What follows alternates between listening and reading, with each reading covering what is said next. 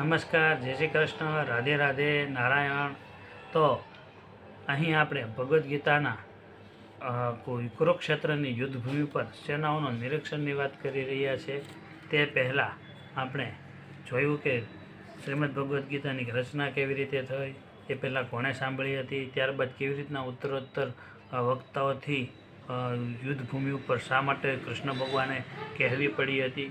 તો આ ભગવદ્ ગીતાના આપણે અધ્યાય 1માં 1-2ના શ્લોક વિશે વાત કરી હતી, જેમાં દુર્યોધનને ધૃષ્ટદ્યુમ્નની જે પાંડવ પક્ષે રહીને સેનાઓના જે વ્યૂહરચના કરી હતી તે સંબંધે ખૂબ જ ડરી જાય છે અને એ ભયના કારણે, એ ડરના કારણે તે દ્રોણાચાર્ય પાસે જાય છે અને કહે છે કે તમારે ધૃષ્ટદ્યુમ્નને ભલે તમે શિક્ષા આપી હોય, કારણ કે આપણે અગાઉના શ્લોકમાં જોઈ ગયા કે દ્રૌપદીના પિતા એટલે કે દ્રુપદ રાજાને કંઈક રાજકીય બાબતે ઝઘડો થયો હતો અને તેના કારણે તેણે મહાયજ્ઞ કરી અને ધૃષ્ટદ્યુમ્નને દ્રોણાચાર્યને હણવા માટે તેની ઉત્પત્તિ કરી હતી.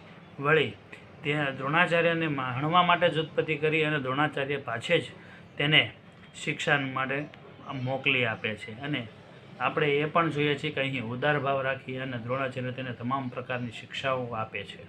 વળી આ વસ્તુ દુર્યોધનને ખબર હોય છે, જાણ હોય છે, તેથી દુર્યોધનને વધારે ભય એટલે લાગે છે કે દ્રોણાચાર્ય કદાચ તેમના શિષ્ય છે ધૃષ્ટદ્યુમ્ન, તો તેના પ્રત્યે કદાચ ઉદાર ભાવ રાખે, સ્નેહભાવ રાખે અને જેના કારણે કૌરવ પક્ષને કદાચ હારનો સામનો કરવો પડે.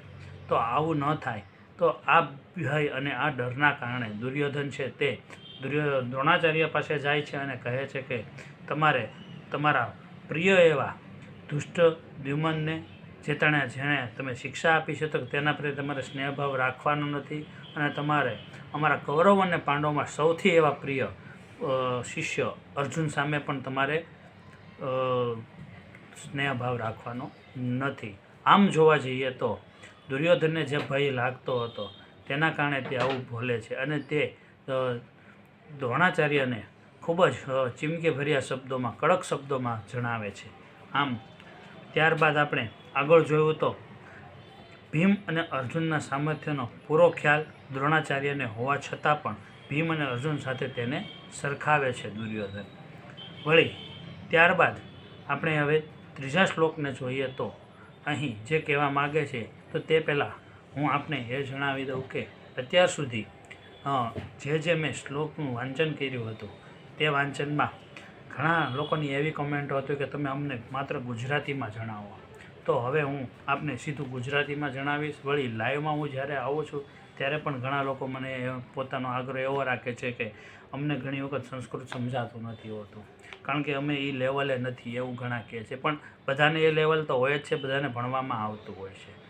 તેમ છતાં અહીં બધાને માન આપીને હવે પછી આપણે તમામ શ્લોકનું વર્ગીકરણ જે કરશું, વિચાર જે હશે અહીં, તો તે આપણે ગુજરાતીમાં જ વાંચશું અને તે શું કહેવા માગે છે તે વિશે ચર્ચા કરીશું. તો હવે આપણે અહીં જોઈએ છીએ તો એમ કહે છે કે પાંડવ સેનામાં ધૃષ્ટકેતુ, ચેકિતાન, કાશીરાજ, પુરીજીત, કુંતીભોજ અને શૈબ્ય જેવા શૂરવીર, શક્તિશાળી અને મર્દ મહાયોદ્ધાઓ છે. વળી પાંચમા શ્લોકમાં એવું કહે છે કે અહીં પરાક્રમી યુદ્ધામન્યુ, શૂરવીર ઉત્તમોજા, સુભદ્રાના પુત્ર એવા અભિમન્યુ અને દ્રૌપદીના પુત્ર છે એ બધા જ મહારથીઓ છે. ત્યારબાદ 7મા શ્લોકમાં જે કહે છે એ કે હે બ્રાહ્મણ શ્રેષ્ઠ, આપણા પક્ષના પણ જે સમર્થ સેના નાયકો છે તેમને આપ જાણી લો. મારી સેનામાં જે નાયકો છે તેમના નામ પર આપની જાણ માટે કહું છું. અહીં આપણે જોઈએ છીએ તો દુર્યોધન પાંડવ અને કૌરવ એમ બંને સેનામાં કોણ કોણ છે તે વિશે દુર્યોધન દ્રોણાચાર્યને જણાવે છે કે જેમ તેની સેનામાં ધૃષ્ટકેતુ છે, ચિકિત્સા છે, કાશીરાજ છે, આવા મહાયોદ્ધાઓ છે, તો આપણામાં પણ છે, તો તમે એ વિશે પણ જાણો. કારણ કે આ કહેવા પાછળનું એની પાછળનું જે કારણ છે તે આપણે આગળના શ્લોકોમાં જોઈશું.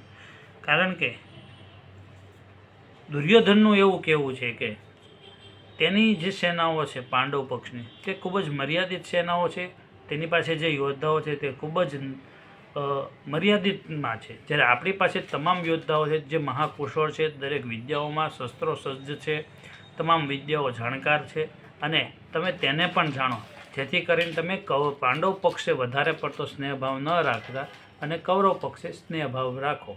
આમ કહીને દુર્યોધન દ્રોણાચાર્યને પોતાની સેનામાં કોણ કોણ મહારથીઓ છે તે વિશે વાત કરે છે. તો હવે પછી આપણે આગળ તે વિશે ચર્ચા કરીશું. તો અમારા આ ચેનલ સાથે જોડાયેલા રહો, સબસ્ક્રાઈબ કરો, શેર કરો, કોમેન્ટ કરો, લાઈક કરો.